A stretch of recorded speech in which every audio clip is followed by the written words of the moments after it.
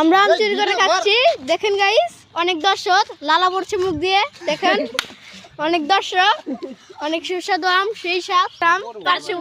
পার্শ্ববর্তী দেশের আম আছে দেখেন গাইস, এই যে মধু দিয়ে বানানো আম।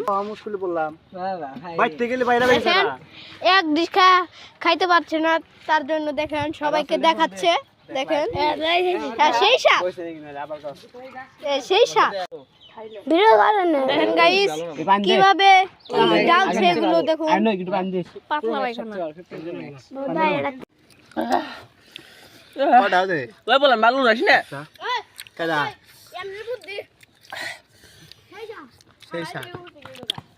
এত স্বাদ কেন খাইতে সেই মজা।